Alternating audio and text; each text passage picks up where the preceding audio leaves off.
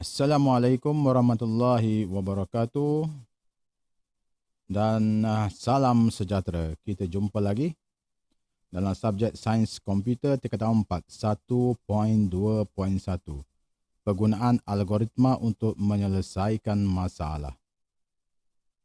Sebelum cikgu meneruskan lagi pembelajaran hari ini, jangan lupa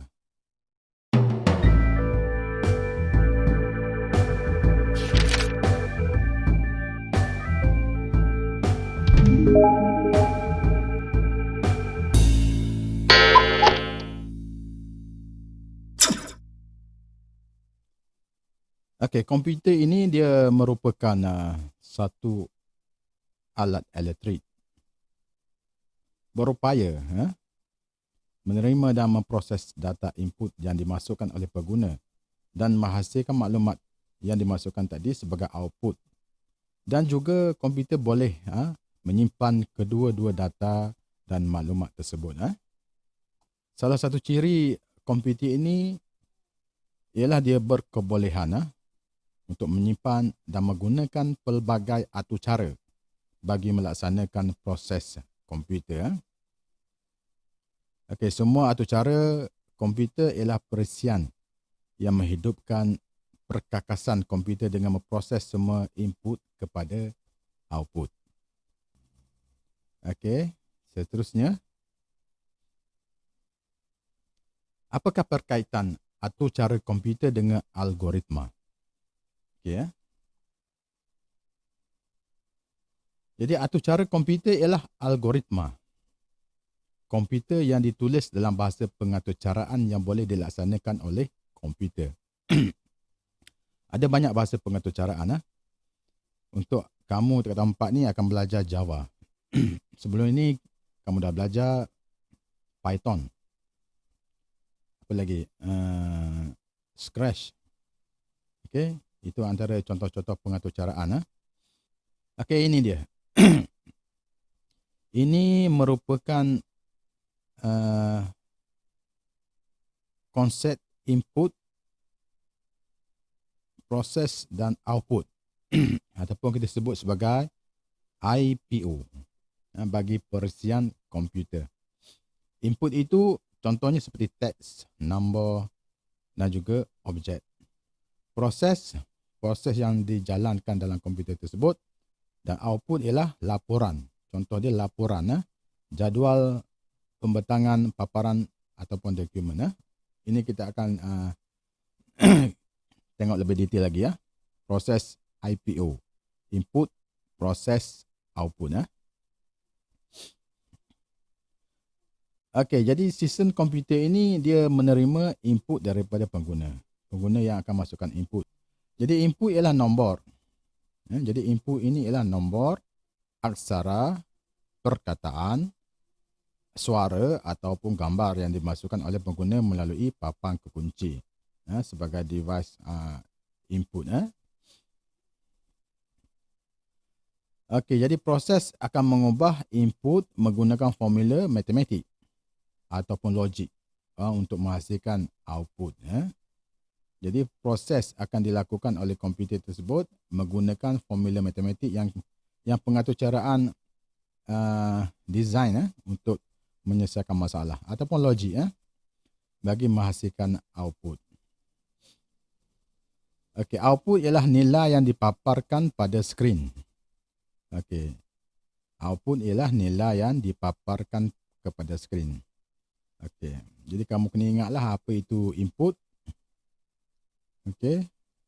Apa itu proses. Ini proses mengubah input. Dan juga apa itu output. Ini konsep input, proses, output ataupun kita sebut sebagai IPO. Kena ingat tu. Seterusnya. Analisa IPO. Analisa IPO. Jadi sebelum kita menulis algoritma untuk kita menyelesaikan sesuatu masalah, kita perlu membuat analisa IPO terlebih dahulu sebelum kita menulis algoritma. Mengapa kita perlu untuk membuat analisa IPO ini? Tujuannya adalah untuk kita mengenal pasti data input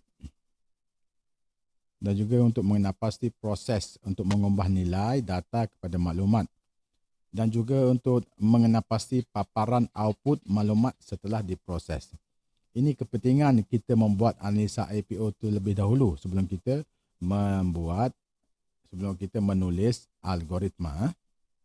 Kita untuk kena pasti apa data input, apa proses untuk mengubah data input tersebut dan juga apa output yang akan dikeluarkan setelah diproses. Untuk menganalisis masalah carta input, proses output ataupun IPO kita akan gunakan. Ini contoh carta dia. Carta IPO. Input maksudnya harus mengenal pasti data yang perlu dibaca daripada pengguna atau persekitaran. Proses itu langkah-langkah ataupun rumusan untuk memproses data input kepada output. Output ialah harus mengenal pasti output yang dikehendaki, yakni apa yang perlu dipaparkan pada skrin di akhir atau cara. Okey, ini yang dimasukkan dengan carta IPO. Maksudnya di sini, sebelum kita menulis algoritma, kita perlu membuat proses carta IPO terlebih dahulu untuk mendapatkan maklumat-maklumat tersebut. Ingat ya. Ingat ni carta IPO. Okey, seterusnya. Ini contoh. Katakan contoh. Sebuah perisian ringkas meminta pengguna memasukkan tahun kelahiran. Memasukkan tahun kelahiran. Perisian kemudiannya menentukan dan memaparkan umur di skrin. Ini masalah yang kita hendak selesaikan dengan menggunakan algoritma. Seterusnya kita membuat pengaturcaraan. Jadi sebelum kita menulis algoritma, kita perlu membuat carta IPO terlebih dahulu. Okey, tengok contoh dia. Ini. Penyelesaiannya menggunakan carta IPO terlebih dahulu. Jadi inputnya ialah tahun kelahiran. Proses baca input tahun kelahiran. Okey. Maksudnya baca input tu input tahun kelahiran yang dimasukkan oleh pengguna tadilah, tahun kelahiran. 2, dapatkan tahun semasa daripada sistem komputer, tahun semasa. 3, umur, iaitu tahun semasa tolak dengan tahun kelahiran untuk dapatkan umur. Jadi output dia ialah umur. Okey, boleh. Jadi kita perlu membuat carta IPO terlebih dahulu sebelum kita menulis carta algoritma.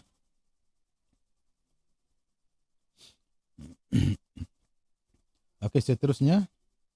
Ini contoh tadi, carta IPO. Okey, perwakilan algoritma. Perwakilan algoritma. Jadi kita ada dua format perwakilan algoritma.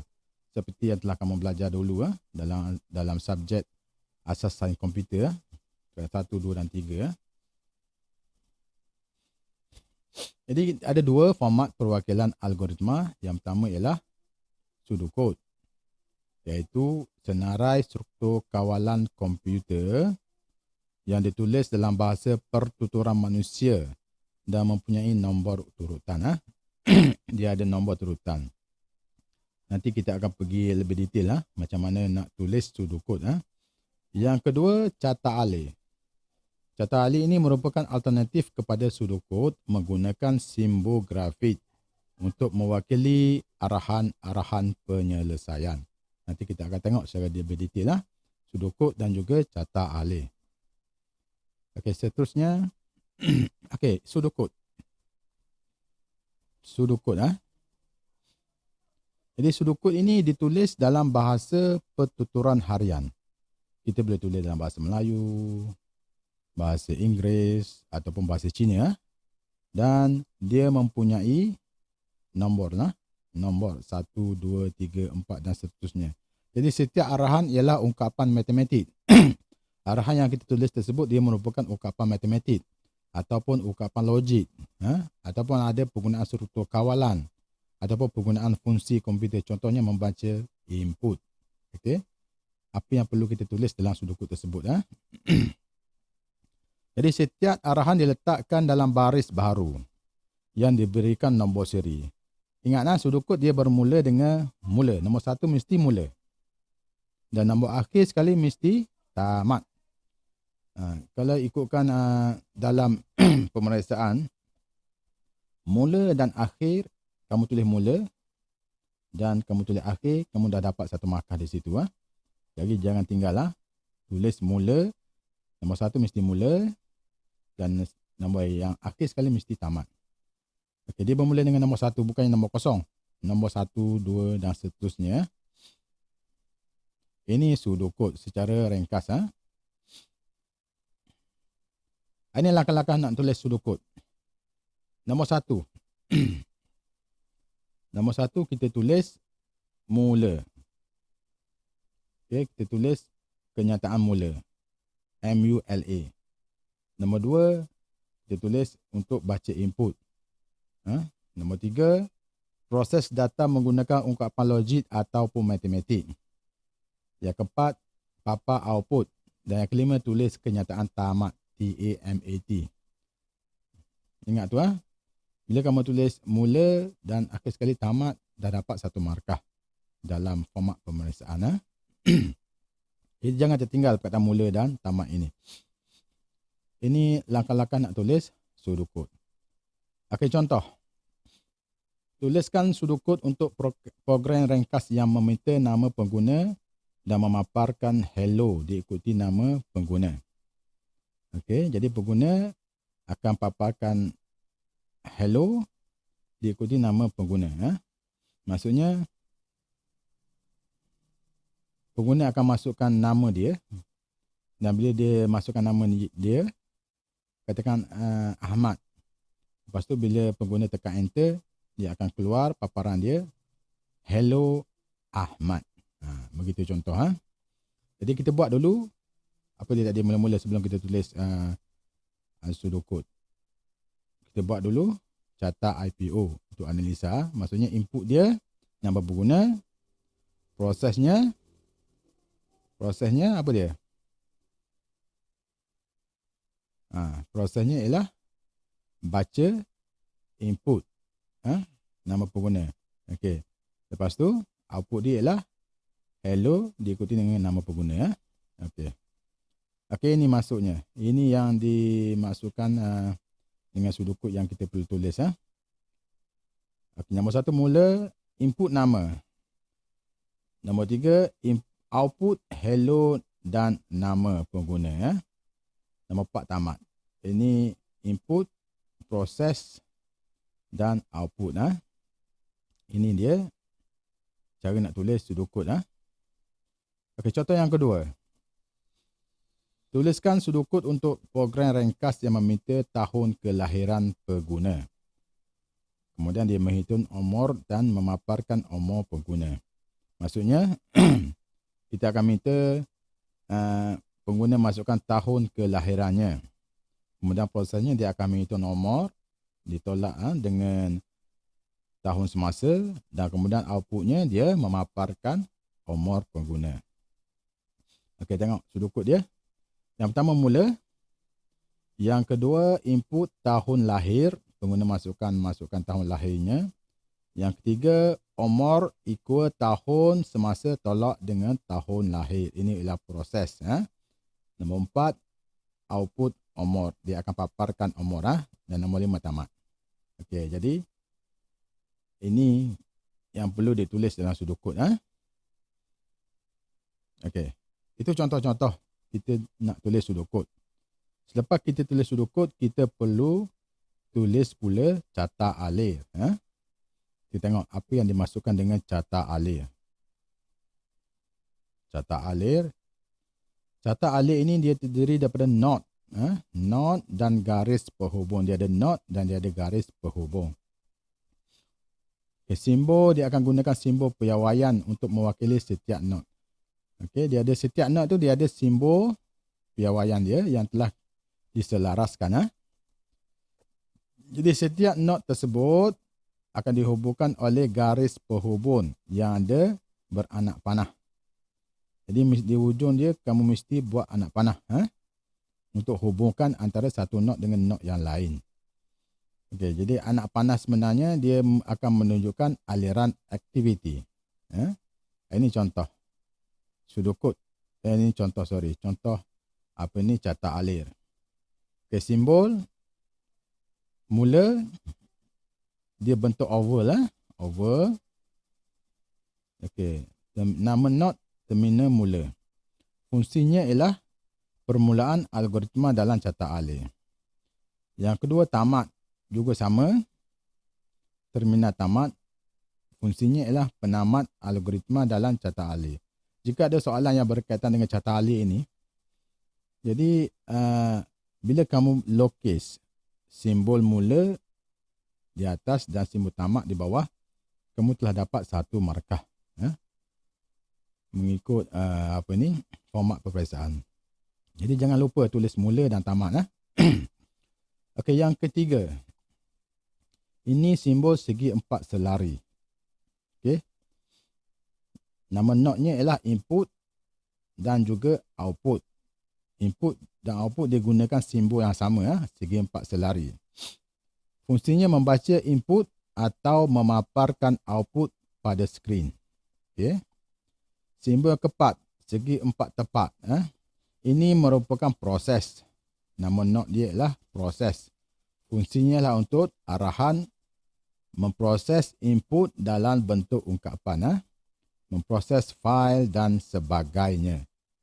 Formula pun duduk di sini. Okay, seterusnya yang kelima, bentuk bulat ni. Ini merupakan penghubung. Titik, fungsinya titik sambungan untuk menyambung carta alir yang terpisah. Maksudnya di sini, simbol yang bulat ni, penghubung ni, katakan kamu lukis carta alir pada satu muka surat. Dan dalam muka surat yang pertama itu tidak penuh, tidak lengkap lagi. Ada lagi sambungan dia. Jadi kamu buat di muka surat yang kedua. Okey. Kamu buat simbol bulat tu di atas. Di muka surat pertama tadi, di akhir sekali kamu tulis simbol bulat, maksudnya kamu ada sambungan lagi carta alir tersebut. Dan muka surat yang kedua, kamu yang di atas sekali kamu buat simbol bulat untuk menunjukkan sambungan, titik sambungan untuk carta alir yang terpisah. Okey. Kamu ada dua lah carta alir, di muka surat pertama dan muka surat kedua. Jika ada carta alir begitu, kamu perlu buat simbol penghubung, simbol bulat. Dan yang keempat, bentuk diamond. Simbol diamond ini merupakan syarat yang berfungsi untuk menguji syarat yang terkandung dalam syarat. Terdapat satu anak panah masuk dan dua anak panah keluar. Maksudnya daripada atas ada anak panah masuk dan daripada sisi atau bawah ni ada dua anak panah. Maksudnya dia mengikut syarat bulan, yes ataupun no. Nanti kita akan tengok dalam struktur kawalan nanti untuk lebih jelas lagi. Okey, anak panah yang ke bawah ataupun ke kiri ke kanan sama je lah. Dan dia anak panah dia mesti di hujung simbol dia. Merupakan aliran aktiviti bagi menghubungkan not-not untuk menunjukkan aliran proses. Okey, ini dia simbol-simbol piawaian yang digunakan dalam carta alir.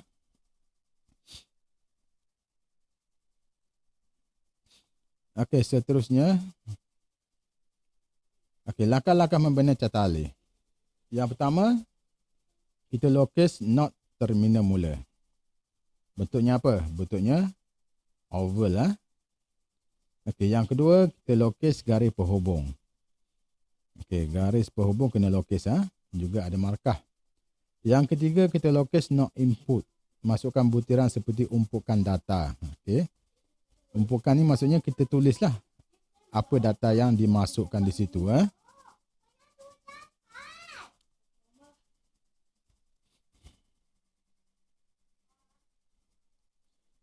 Okey, yang ketiga, lukis not input. Masukkan butiran seperti umpukan data. Umpukan data maksudnya kamu kena tulis apa datanya di situ. Yang keempat, lokis garis penghubung. Okey. Yang kelima, lokis not process, masukkan butiran seperti ungkapan matematik di dalam simbol tersebut. Yang keenam, lokis garis penghubung. Okey, seterusnya sekiranya perlu lokis not process ataupun not input lain-lain yang diperlukan. Nombor 8, sekiranya tiada lokis not terminal tamat. Not terminal mula dan not terminal tamat ini markahnya 1. Okey, jangan lupa buat. Okey, contoh. Lokis catat alih untuk program ringkas yang meminta nama pengguna. Meminta nama pengguna dan memaparkan hello diikuti dengan nama pengguna. Okey. Tengok contoh dia. Ini tadi kita dah buat sudokod.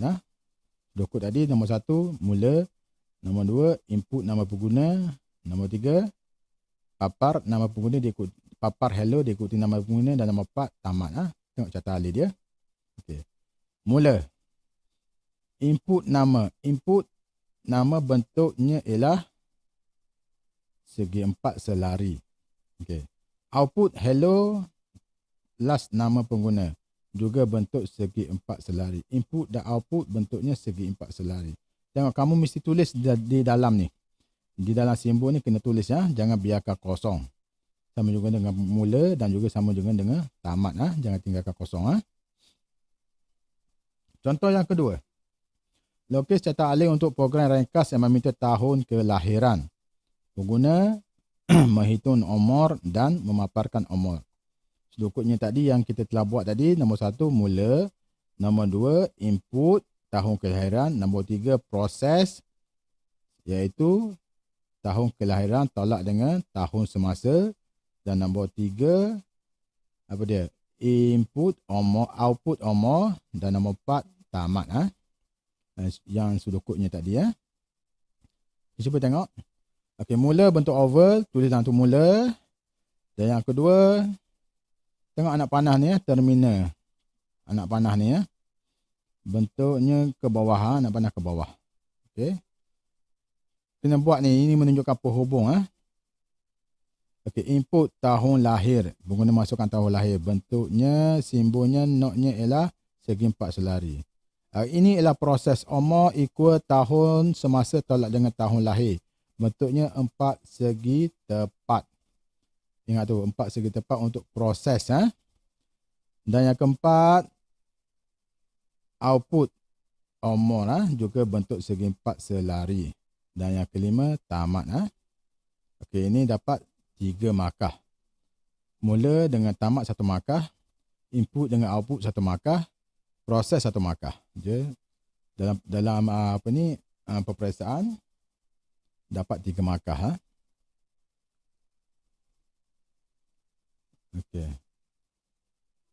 Okey, dah habis tajuk ni. Macam mana nak langkah-langkah membina catat alih. Okey, dah habis. Kita akan sambung lagi. Okey, sekian, terima kasih. Kita jumpa lagi.